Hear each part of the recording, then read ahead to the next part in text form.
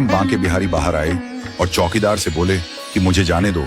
उस ग्वाले ने ठाकुर को रोक लिया तो ठाकुर जी ने पूछा, भाई मुझे क्यों रोक रहा है, मुझे तो जाने दे।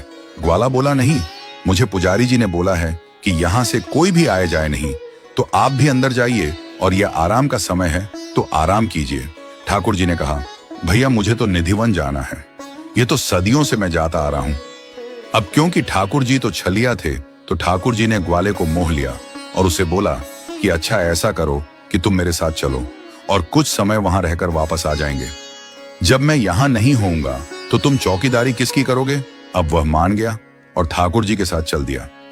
ठाकुर जी निधिवन के अंदर चले गए और वह निधिवन के बाहर बैठा गया।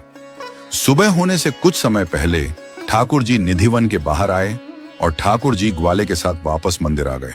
अब ठाकुर जी मंदिर के अंदर चले गए और यह बाहर पहरा देने लगा। तभी कुछ ही देर बाद पुजारी जी कुछ लोगों के साथ वहां मंगला आरती के लिए अंदर जाने लगे तो ग्वाले ने पुजारी जी को अंदर जाने से रोक दिया। तो पुजारी जी ने कहा, क्यों? तो वह आदमी बोला, रात को ठाकुर जी बाहर आए थे, मेरे को लेकर निधिवन चले गए, वहां अंदर जाकर के सारी रात रास किया और अभी अभी थोड़ी देर पहले यहाँ आए हैं, तो भैया थोड़ा आराम तो करने दो ठाकुर जी को। पुजारी जी ने सोचा कि ठाकुर जी इसका भोजन लेकर आए थे और ये कह रहा है कि कल रात को ठाकुर जी आए थे, तो इसकी बात माननी पड़ेगी। यकीन मानिएगा दोस्तों, पुजारी जी सब लोगों के साथ वहीं बैठ गए और सुबह हो गई और जब धूप निकल आई तब ग्वाले ने बोला कि अब आप जाकर पूजा कर सकते हो।